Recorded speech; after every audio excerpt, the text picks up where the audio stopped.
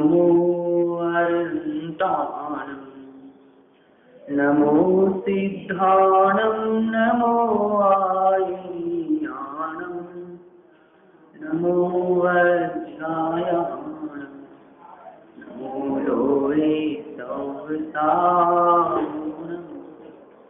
मंगलं भगवान् वीरो मंगलं गौतमो गणी मंगलं कुन्दकुन्दार्यो धर्मोऽस्तु मंगलम् सर्वमंगलमांगल्यं सर्वकल्याणकारकं प्रधानं सर्वधर्माणां जैनं जयतु साक्षिणं जैनं जयतु साक्षिणं इस दुखद भीषण काल में जिन देव का जब हो वीरा तब मात सम उपकार करते शास्त्र ही आधार है शास्त्र ही आधार।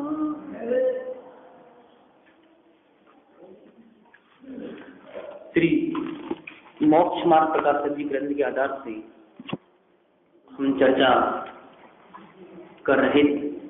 पूर्व में भी आया हूँ, लगभग फिर से शुभ संयोग कहें कि आपके साथ चर्चा करने का पुनः मुझे मौका मिल रहा है। मोक्ष मार्ग प्रकाश जी ग्रंथ है। आचार्य कल्प पंडित टोडरमल जी इस अपूर्व ग्रंथ के रचयिता। हमने जब पूर्व में मोक्षा प्रकाशक जब ग्रंथ में चलाया था तो उसमें एक टॉपिक पर एक बिंदु पर हमें चर्चा चल रही थी। कौन सा बिंदु? आत्मा का मोक्ष ही है। आप निकाल लीजिए पृष्ठ क्रमांक 305 नवाधिकार मोक्ष मार्ग स्वरूप। बहुत सुंदर चर्चा हमने प्रारंभिक की भूमिका को दूर की थी। प्रथम 3 पंक्तियों का हमने अर्थ दे दिया था, क्या उसका अर्थ है। फिर भी एक बार रिविजन के हिसाब से अपन इसको पढ़ते हैं, उसके बाद में आगे की चर्चा प्रारंभ करते हैं। मंगलाचरण शिव उपाय करते प्रथम कारण मंगल रूप विघ्न विनाशक शुभकरण नमो शुद्ध शिव। इसकी चर्चा अपन ने की थी। 2 प्रकार से नमस्कार किया गया है, शुद्धात्मा पर नमस्कार किया गया है और एक जिसने शुद्धात्मा को ध्यान किया है इससे ऐसे जिनेंद्र भगवान को भी नमस्कार किया है। ठीक है, आगे इसमें पूर्व में जितने अधिकार पढ़ चुके हैं उसकी चर्चा की है कि प्रथम अधिकार में क्या है, द्वितीय अधिकार में क्या है, इसकी चर्चा की। फिर अपन ने चर्चा की थी आत्मा का हित मोक्ष ही है।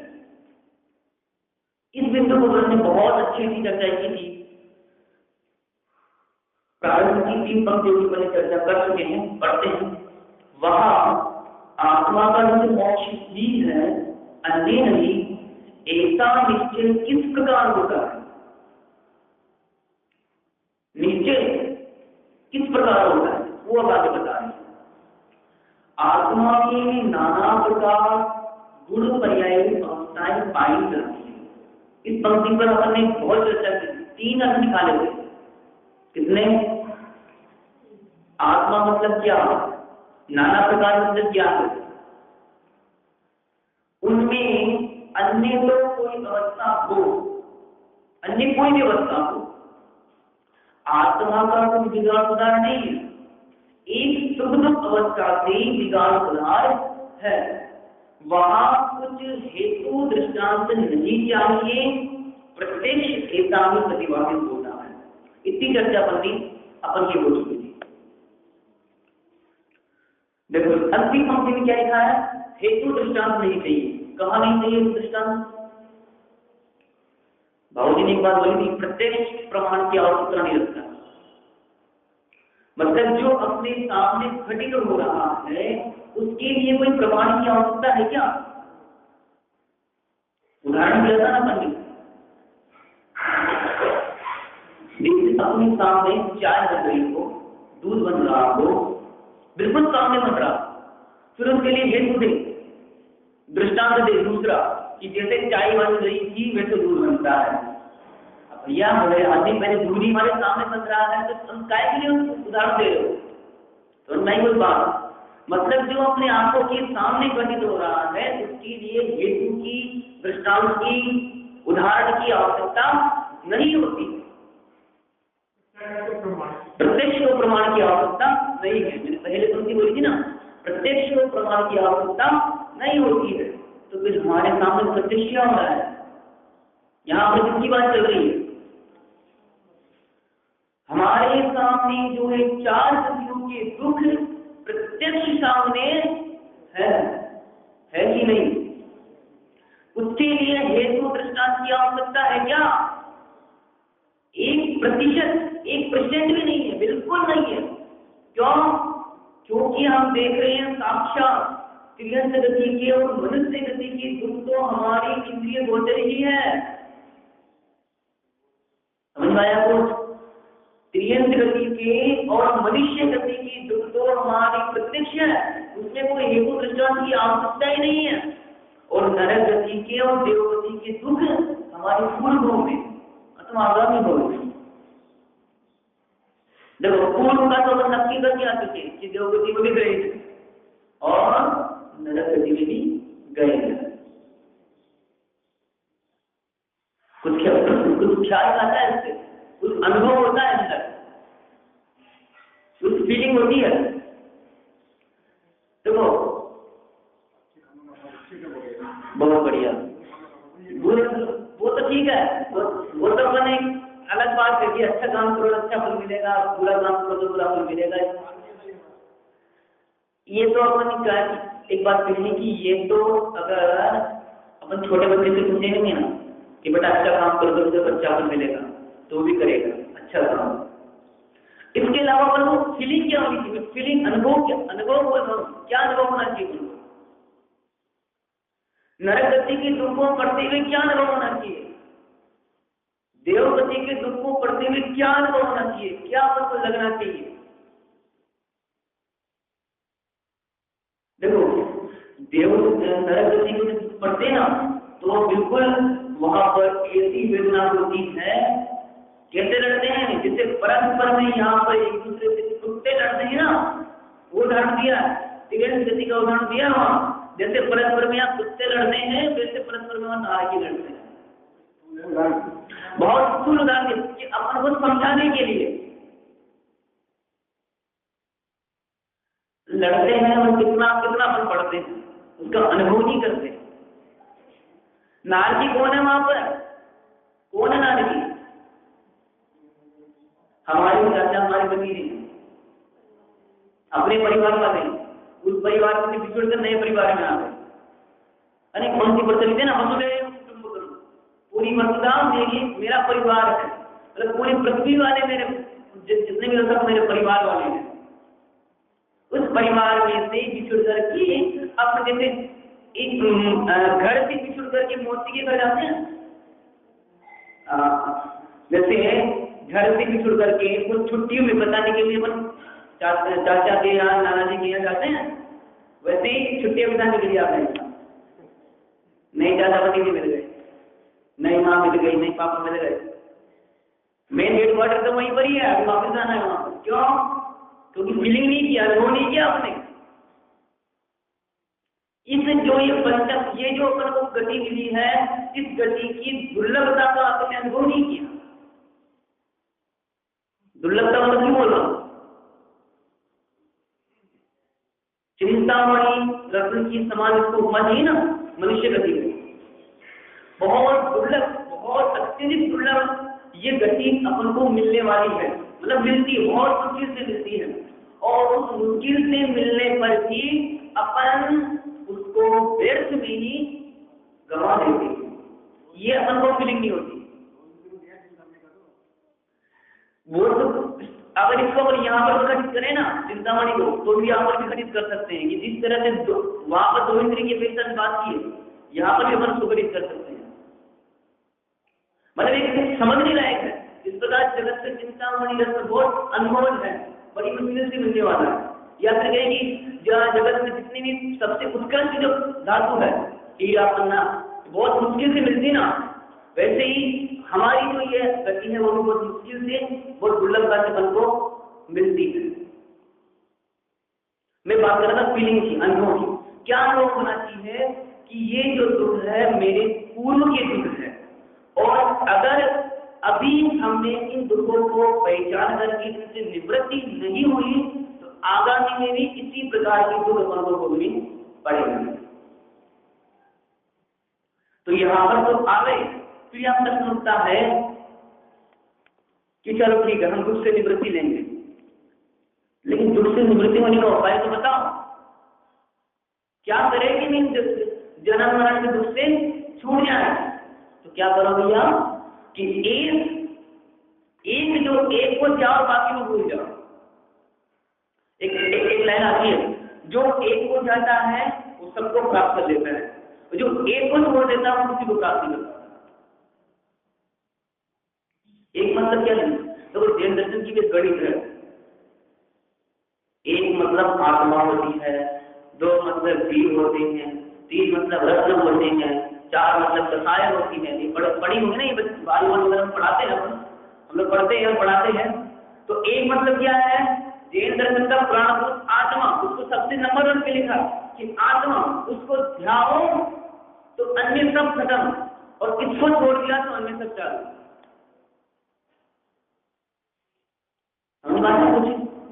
बिल्कुल सरल सीधी भाषा में बात कर रहा हूँ आपको, कोई शास्त्रीय लैंग्वेज यहाँ पर यूज नहीं कर रहा, कोई शास्त्रीय शब्द आपको सामने यूज इसलिए नहीं कर रहा क्योंकि हम लोग आपस में अपनी चर्चा कर रहे हैं, तो विद्वत दोस्ती नहीं हो रही है, यहाँ पर परिचर्चा हो रही है, हम आपस में चर्चा चल रही है। हम आपको बिल्कुल सिंपल शब्दों में कि आपको फीलिंग हो उस चीज का अनुभव, वो बात आपको सामने में प्रस्तुत कर रहा हूँ ग्रंथ के आधार से। तो क्या बात चल रही है कि एक को ध्याओ तो सबको प्राप्त कर लिया, और एक को छोड़ दिया तो किसी को भी प्राप्त नहीं कर पाओगे। क्यों? क्योंकि एक स्वभाव है, बाकी सब विभाव। क्या नया? ये मेरा स्वभाव है एक, बाकी सब विभाव है। और क्या स्वभाव का वियोग नहीं होता, और विभाव का वियोग होता, एक के पीछे एक है। कोई समझ में आ रहा है? देखो अपन तो बड़ी है, बड़ी मतलब क्या होता है, बिल्कुल स्वार्थी तो होना चाहिए। कैसा कि अपने अर्थ का अपना जो कार्य है वो तो करे ना, प्रयोजन को जो कार्य वो तो करे, ठीक है। और बिना उदाहरण के, बिना कुछ समझ में नहीं आती है, बिना तर्क के अपन मानते नहीं है। तो आचार्य जो उदाहरण दे रहे तो तर्क भी दे रहे कि एक को क्यों धाओ, क्यों प्राप्त करोगे, क्योंकि तुम्हारा स्वभाव है, और स्वभाव में क्या है कि भैया स्वभाव का भी वियोग नहीं होता है। तो फिर भैया ये दूसरा क्या है कि ये विभाव, और विभाव का वियोग, और वियोग के कारण दुखी होते हैं, और संयोगी का और स्वभाव के कारण कभी दुखी होते नहीं है। तुम्हारा प्रयोजन क्या है? सुख होना। तो कुछ समझ में आया? बड़ी समझ में आई? मैं समझ में आई कुछ? एक को प्राप्त करोगे तो सबको प्राप्त कर लोगे, पहला मूलभूत ये फार्मूला है। एक को प्राप्त करोगे, मैं पढ़ी ना तुमने, देखो रखो एच बराबर आर एच होता है ना, एक को प्राप्त करोगे तो सबको प्राप्त करोगे, ठीक है। तो एक मतलब क्या कि आत्मा को जाओगे तो सब प्राप्त कर लोगे। दूसरी बात, तो आत्मा को क्यों जाएगी भैया कि आत्मा स्वभाव है तुम्हारा, ठीक है। स्वभाव को जाओगे तो सबको प्राप्त करोगे, और विभाव को जाओगे तो किसी को प्राप्त नहीं करोगे। तीसरी पंक्ति होगी। चौथी पंक्ति क्या है? चौथा फार्मूला क्या है कि स्वभाव को क्यों जाए, क्योंकि स्वभाव का कभी विभाव वियोग नहीं होता, और विभाव को क्यों नहीं जाए, क्योंकि विभाव का हमेशा वियोग होता है। फिर आगे 5 क्या है, अपन को तो प्रयोजन को दिखाना ना, मक्खर बिल्कुल निकालना है कि तुम्हारा प्रयोजन। वो बोलेंगे क्या भैया आपने ये सब बातें छोड़ा, हमारा प्रयोजन आपने क्या नक्की किया था? सुख, इससे सुख कहाँ मिल रहा है हमें? स्वभाव विभाव 1 2 3 4 क्या ये? तो बस लास्ट बोल सुनो सुनो आराम से, तुम्हारा प्रयोजन क्या है? सुख, सुख को घटित करते हैं। क्या क्या सुख को घटित करते हैं? कि वियोग का वियोग होने से दुख होता है, वियोग का वियोग होने से विभाव का वियोग होता है, और उस वियोग का वियोग होने से दुख होता है, और स्वभाव का कभी वियोग नहीं होता है, इसलिए सुख होता है। प्रयोजन ख्याल में आ गया? बराबर एलएचएस समझ में आ गया? पूरा आपका पूरा प्रयोजन समझ में आया नहीं आया? विभाव कभी स्वभाव नहीं बन सकता, और स्वभाव कभी विभाव को परिणमित नहीं होता। ठीक है, उस पर समझ में आया होगा। कुछ आना चाहिए, सब कुछ नहीं आना चाहिए, कुछ तो आना चाहिए, थोड़ा थोड़ा। पूरा आ जाओगे तो मद आ जाता है, मद, ज्ञान का मद। कौन कौन से मद दुनियावर के मद है? मेरे तो 8 है, छेड़ा लगे। थोड़ा थोड़ा आना चाहिए, थोड़ा थोड़ा आएगा तो पूरा आ जाएगा, है ना? हाँ, ज्ञानी को ज्ञान का बंद नहीं होता, लेकिन अपन ज्ञानी कहाँ अभी? अब जैसे पहले पुरस्कार में मिथ्या दृष्टि बैठे हैं, अपने ज्ञानी कहाँ है? सब तो मिथ्या दृष्टि बैठे हैं पहले पुरस्कार वाले। तो बात क्या चल रही थी? अब ये पढ़ते हैं। लोक में जितने आत्मा है उनके एक उपाय यह पाया जाता है, अपने जो सिद्ध किया था लास्ट में, कि दुख न हो और सुख हो। हमने पहले दिन से आके बात की थी, पॉइंट ध्यान में रखना, पॉइंट की आधार से ही चर्चा करूंगा, जो मूल बिंदु है ना उसके आधार से चर्चा करूंगा, क्योंकि मूल बिंदु उसमें क्या था आज का अपना, कि सुख न हो दुख हो, समझ में आया? और हमने आपको अलग तरीके से उसको सिद्ध कर दिया कि सुख और दुख क्या है। कुछ क्या मैं बताया ना स्वभाव विभाव वाला, वहां पर अपने सुख सिद्ध किया था ना, स्वभाव क्या रहते, वही यहाँ पर आप उसको आगे से बता रहे हैं। क्या उपाय करना चाहिए? दुख नहीं होना चाहिए और सुख की प्राप्ति वो चाहता है। कौन चाहता है? मैं चाहता हूँ। बहुत बढ़िया। जीव बोलते हैं तो दिक्कत होती है, जैसे कोई बिल्कुल भाई क्या गजब की बात, जीव बोलते थे लगता है इससे कोई दूसरी बात कर रही है, चलो अपना क्या है 30% की बात चल रही है। आत्मा बोलते जैसा लगता है ठीक है, आत्मा बगल वाले की आत्मा, चलो हमसे क्या है, वाली बात कर रही है। ऐसा नहीं होगा, आत्मा तो कोई होगा अनित्य बताए करते होगा, चलो आगे। ऐसा नहीं होना चाहिए। क्या होना चाहिए? मैं आत्मा मतलब मैं पहले शब्द काट के बताया था, बैठे ना सभी तो बैठे, यही हुआ पहले शब्द काट के बताया आत्मा का। आत्मा मतलब क्या है? मैं आत्मा शब्द बोलते ही मेरा स्वभाव क्या हो जाना चाहिए, ये शब्द काट होना चाहिए। मेरी चर्चा चल रही है, मेरी दशा का वर्णन चल रहा है। हाँ देखो, तो लोक में जितने आत्मा हैं, अब यहाँ पर आत्मा में जितने आत्मा है, यहाँ पर आत्मा का अर्थ भिन्न भिन्न आत्मा लेना, ठीक है? उसमें से एक आत्मा से मिला लेना, ऐसा नहीं किसी प्रोटेक्ट कर लेना, ठीक है? क्योंकि लोक में पाई जाती है बंदी, लोक से अलोक में नहीं गए, है समझ में आ रहा? लोक में जितने आत्मा है, क्या मतलब निकलता है इसका,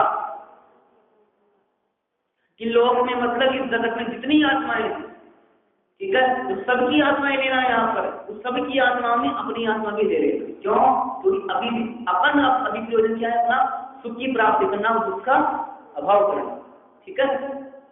तो लोक में जितने आत्मा हैं उनके एक उपाय यह पाया जाता है, कौन सा?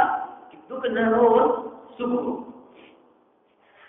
तथा अन्य भी जितने उपाय करते हैं वे सब एक इसी प्रयोजन सहित करते हैं। पढ़ते हैं, दूसरा प्रयोजन नहीं है, जिनके निमित्त से दुख होता जाने उनको दूर करने का उपाय करते हैं, और जिनके निमित्त से सुख होता जाने उनके होने का उपाय करते हैं। पढ़ते आपने मुझे आएंगे, हाँ आप बोलते रहे, देखते रहे, बहुत बढ़िया, अनुभूत होनी भी चाहिए। देखो क्या कह रहे हैं, देखो अन्य भी जितने उपाय करते हैं, अन्य उपाय में क्या लेना, जगत में सुख प्राप्त करने की जितने उपाय अपन करते हैं, इसको एक शब्द में तो शास्त्रीय शब्द में तो लौकिक उपाय, लौकिक सुख की प्राप्ति करने के लिए उपाय करते हैं। वो काय के लिए करते हैं? कौन सा सुख? लौकिक सुख मतलब क्या है? लौकिक क्या, उसको पता नहीं है लौकिक क्या है, वो सुखी होने के लिए कर रहा है, सुखी होने के लिए कर रहा है, और उसको अपन कहते हैं लौकिक सुख। अगर आप विद्वानों के पास आओगे, पंडित जी के पास आओगे, और जैसे शास्त्र व्यक्ति के पास आओगे, तो कहेगा भैया तुम लौकिक सुख के लिए पीछे पड़े हो। ठीक है, तो यहाँ पर लौकिक सुख मतलब क्या है? लौकिक सुख मतलब लेना है पंचेंद्रियों की विषय की पूर्ति, और अलौकिक सुख में लेना है अतीन्द्रिय विषय की पूर्ति। मैं कुछ बहुत सीधे सीधे शब्दों में कह रहा हूं। पंचेंद्रियों की विषय की पूर्ति, उसकी पूर्ति में ही नित्य प्रतिदिन उपयोग लगाया रहता है, उसकी पूर्ति में ही संलग्न रहता है, ऐसा सुख का उपाय करता है जो कि वास्तव में दुख का कारण ही है। इसी के चौथे दिमाग में आया, इंद्रिय सुख सुख नहीं है, वो विषम है, वो तो दुख है। इंद्रिय सुख सुख नहीं है, वो तो दुख है। तो सुख सुख क्यों कहते हैं? एक तो सुखावास है, ठीक है, फिर भी सुख क्यों कहते हैं? इसलिए सुख कह देते हैं, मैंने एक बार पहले भी चर्चा की थी, इसलिए सुख कह देते हैं ताकि ये उसको बहुत सारा दुख था, उसको अगर किंचित थोड़ी अनुकूलता उसको मिल जाते हैं, तो उस बड़े दुख की अपेक्षा से उसको सुख कह दिया जाता है। समझ में? जिस तरह से कोई व्यक्ति रात में 12 बजे तक खाना पीना शुरू करता है, उदाहरण दे रहा हूँ, उदाहरण से सिद्धांत से जाना। जिस तरह से कोई व्यक्ति रात में 12 बजे तक खाता हो, खाते हो तुम? कितने बजे तक खाते हो? 10 बजे खाते हो? हाँ, कितने बजे? 7 बजे? बहुत बढ़िया। हाँ, क्या चल रहा था? जो रात में 12-10 बजे तक खाता हो, वो किसी गुरु के पास में जाए, वो कि गुरुदेव कुछ बताओ उपाय, तो बोलते अपन लोग भी कहते थे ना कि भैया कुछ उपाय बताओ, उसको लगाओ सन्ना मार्ग में लगाओ, सच्चे मार्ग पे। तो क्या करते थे? देखो ऐसी बात है, तुम 10 बजे तक खाते हो ना, कोई बात नहीं, अब आपसे तुम 8 बजे तक ठीक है, जब 8 बजे तक आएंगे तो 8 बजे तक खाने लगे, तो अपन खुशी होती, अपना व्यक्ति होता है, खुशी होती, चलो ठीक है, मार्ग में लग रहा है, जैन दर्शन को पाल रहा है, वस्तु दृष्टि से विचार करते हैं, जैन दर्शन को पाल रहा है वो भी। लेकिन अपन क्यों कहते हैं कि क्योंकि पहले वो 10 बजे तक खाता था, अब वो 8 बजे तक खा रहा है, और अपन को विश्वास हो गया है कि अगले 2 महीने में वो 6 बजे तक खाने लगे। क्या बड़ा पाप है, उसको छुड़ाने की अपेक्षा से अगर उसको धीरे धीरे कम कर दिया जाता है, तो बड़े पाप की अपेक्षा छोटे पाप को पुण्य रूप में कह दिया जाता है, तो बड़े दुख की अपेक्षा छोटे दुख को दुख में कह दिया है ना। तो देखो, तो अन्य जितने भी उपाय करते हैं वे सब इसी प्रयोजन सहित है। मेन प्रयोजन क्या था? सुख की प्राप्ति होना, और दूसरा प्रयोजन नहीं है। लक्ष्य क्या है? सुख की प्राप्ति करना, आत्मा की प्राप्ति करना, और उपलक्ष्य क्या है? लक्ष्य ही नहीं, ये तो अपन ने बना रखा है कि उपलक्ष्य। जिसको लक्ष्य का ध्यान रहता है वो उपलक्ष्य में नहीं लगता।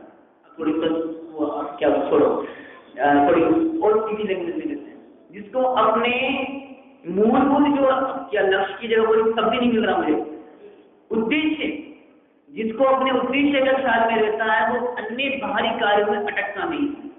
जैसे किसी को दौड़ रहा है, कोई व्यक्ति बहुत दौड़ना चाहता है, जीतना है मुझे, अपने लक्ष्य की प्राप्ति करना है, वहां जो लाइन उसको पार करना है, तो अगर उसके रास्ते में कांटे भी बिछा दिए जाए,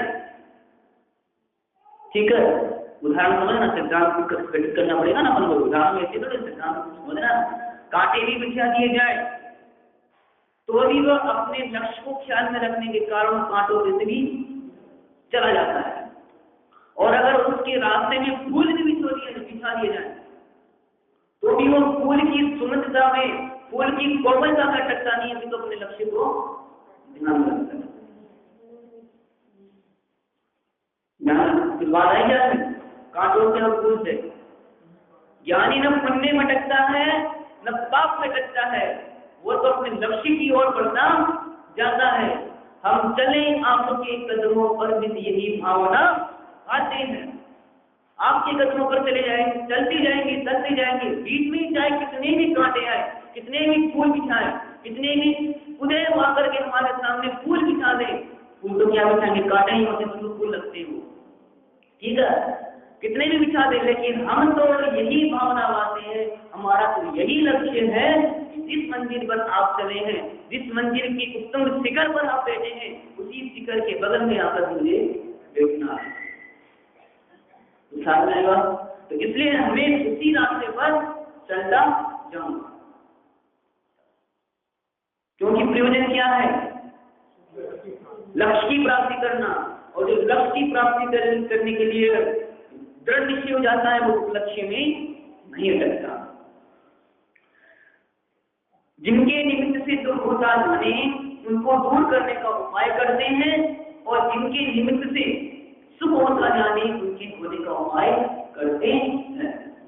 जैसे अपन इस पंक्ति का लौकिक बात अगर इस तरह से हो सकता है कि जिनके निमित्त से सुख होता जाने, क्या जैसे अपने घर में पड़ोसी है, मतलब घर का किसी का व्यक्ति है,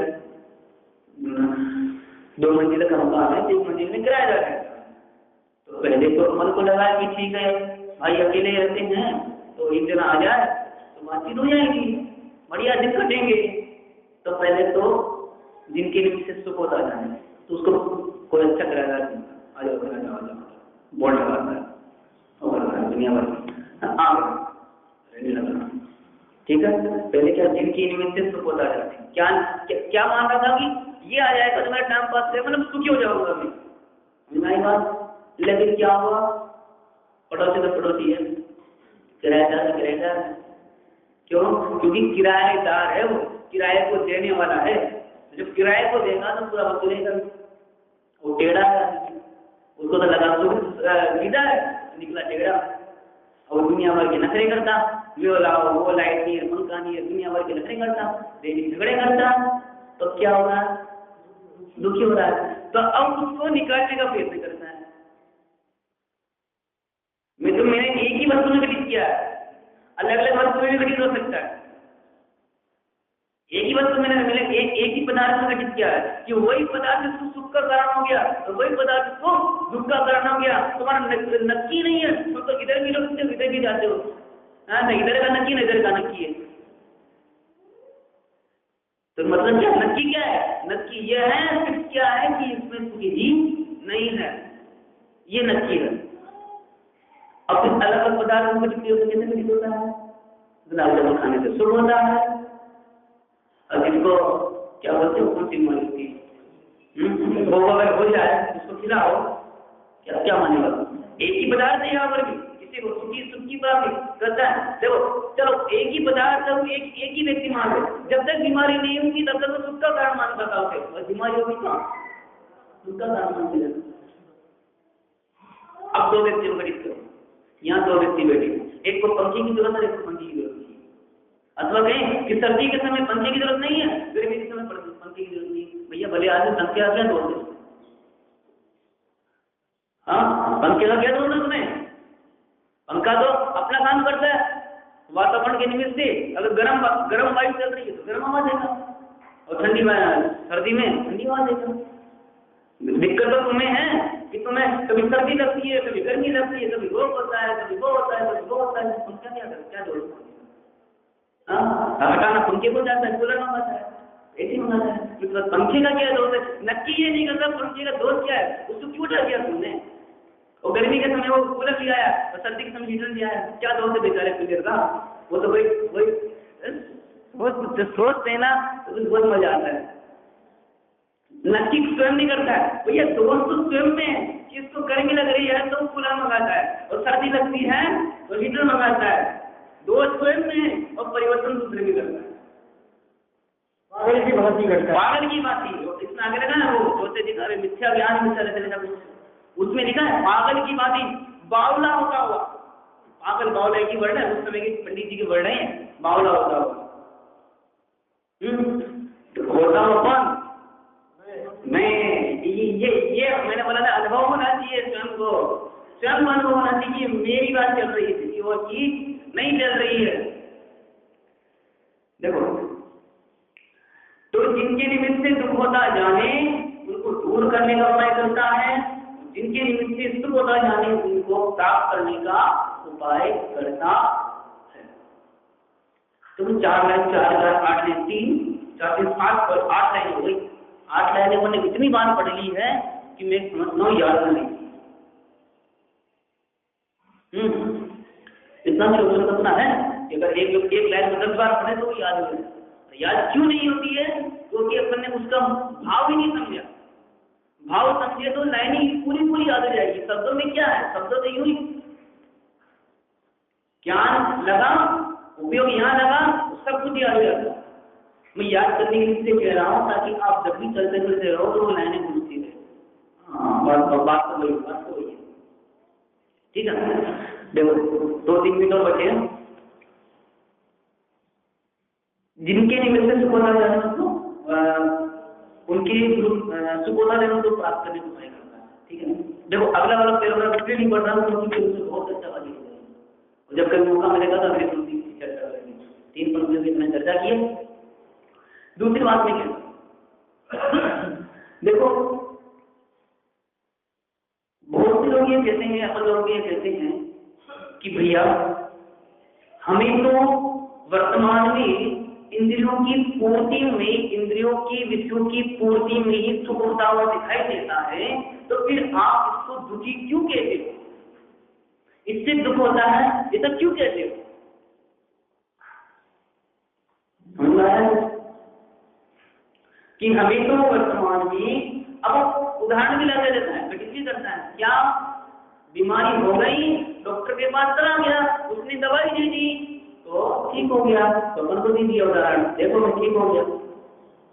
भूख लग रही थी, खाना रखा है, खाना खा लिया, भूख शांत हो गई ना तुझे? क्यों भैया?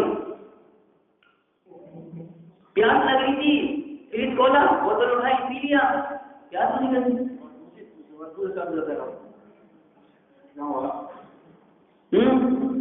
पहले भैया ये नक्की करो कि तुम्हारी इच्छाएं नहीं है,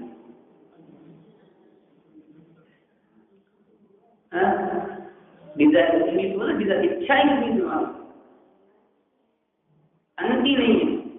इच्छाओं का कोई अंत नहीं है। अगर इच्छाओं का अंत हो जाए, सुखी हो जाए, तब प्रकट हो जाए, तब से निर्विरा हो जाए, निर्विरा से मोक्ष हो जाए, और आत्मा का हित मोक्ष ही है।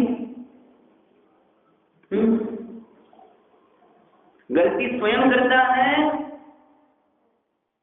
स्वयं की भूल से दुखी हो रहा है, और कार्य परिणाम उपाय परद्रव्य में करता है, तो कहां से दुखी हो? बोला बीज जो का होता है और प्राप्ति चावल की करता है, कहां से हो? हमेशा उदाहरण दिया, जो होने पर कोई तो पैदा होते हैं। अब आप जो का बीज डालोगे उसमें अगर हम मक्का चावल कहां से, जो होने पर जो भी पैदा होते हैं, चावल कहां से जाएंगे? वैसे ही अगर तुम इच्छा की पूर्ति में ही तुम मानोगे तो वास्तव सुख थोड़ी होगा, वो क्या होगा? दुख ही होगा। पहली का उदाहरण क्या था, इसमें हम क्या है कि जिस समय इसकी एक इच्छा का अभाव होता है अथवा अभाव करने का उपाय करता है, उससे पूर्व ही इसके दूसरी इच्छा इसके ध्यान में उत्पन्न हो जाती है।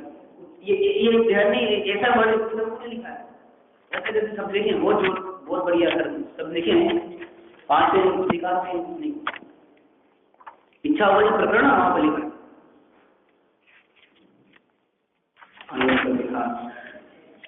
देखो इच्छा लिखा, जब तक जिस विषय का ग्रहण नहीं होता तब तक उसको उसकी इच्छा रहती है, और जिस समय उसका ग्रहण हुआ पानी पिया, इच्छा चालू हुई। ठीक है, उदाहरण में ना पानी पिया, वैसे इच्छा का ग्रहण हुआ, उसी समय समय का भी भेद नहीं है, उसी समय अन्य विषय ग्रहण करने की इच्छा उत्पन्न होती देखी जाती है। उनके उदाहरण खिला देने वाली पंक्तियां है। अरे काल का भी भेद नहीं है, एक समय का ही भेद नहीं है। उदाहरण देखो, बिल्कुल अपने अपना उदाहरण देखो ना, सुबह उठते हैं, उठते ही कौन सी जबरदस्त हो जाती है, दैनिक कार्य से निवृत्त हो जाए, बहुत लंबी में बहुत सारी इच्छाएं है भाई दुनिया वाली।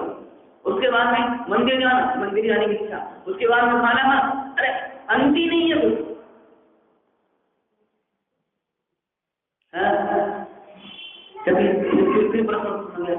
तो जब इनकी अंत ही नहीं है तो केवल मन के जिसका नाश कर देते हैं, अंत का नाश जो अनंत है उसका नाम कैसे जाता है? तो भैया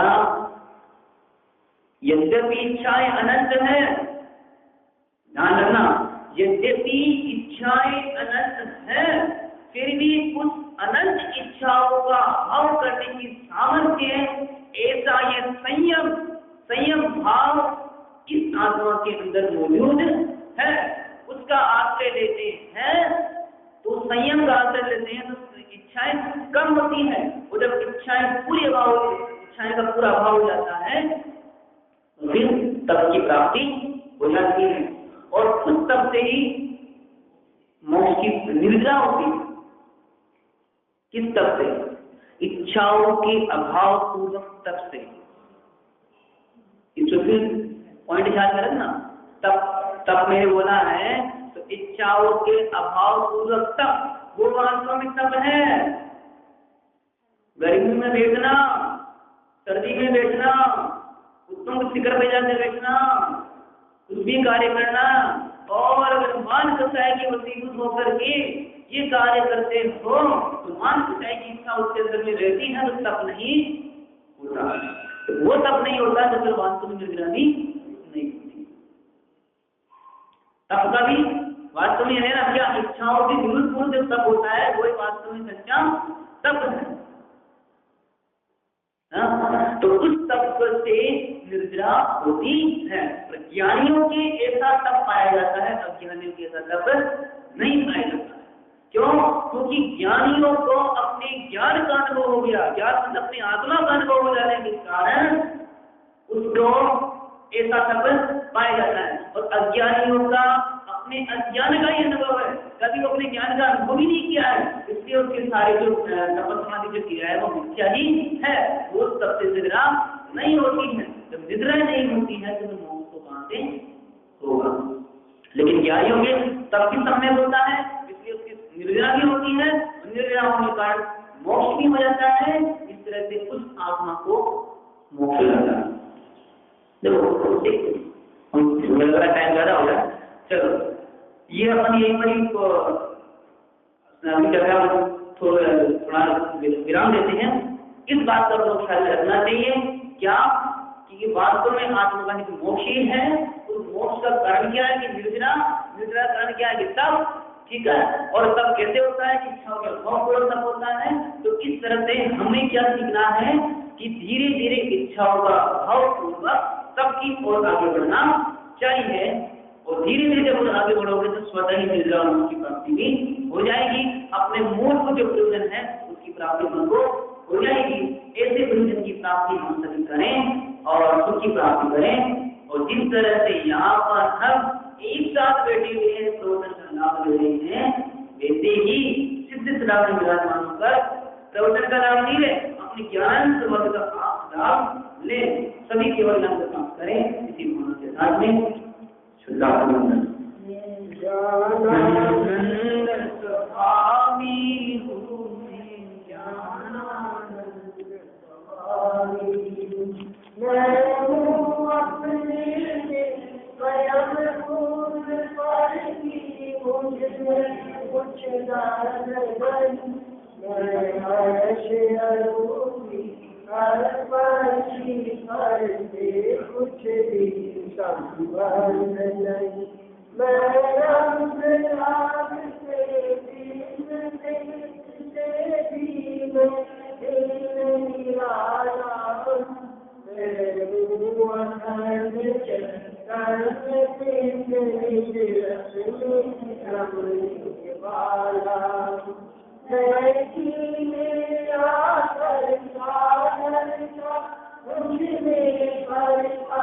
कुछ काम नहीं मुझ में रहने वाला पर मेरा विश्राम नहीं मैं शोध बोध अभिबोध पर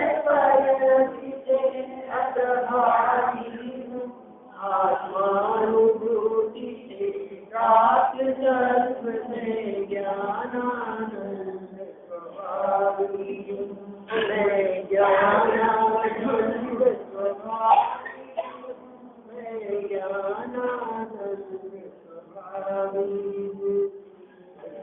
विनाश में गुणान विकाश में पापा परिनाश में गुहानु जीवखानी चबुर में जान में कुबन विमान में स्वपरति जान में कुबलम समानी अनुभवताय में कुजीव की जताय में साउन जताय में कुबगौर मनी जहाँ कुमार देवतार सुख विस्तार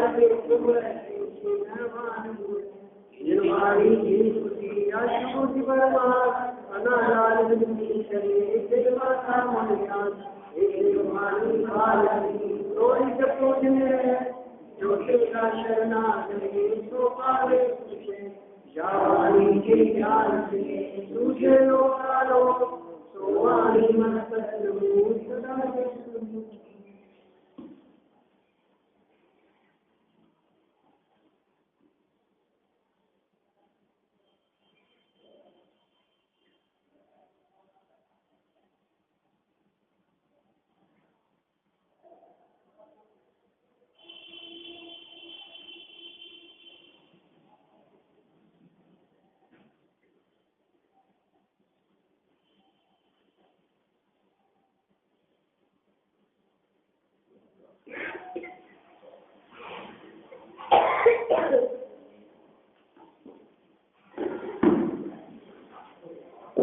रोज शांति वाली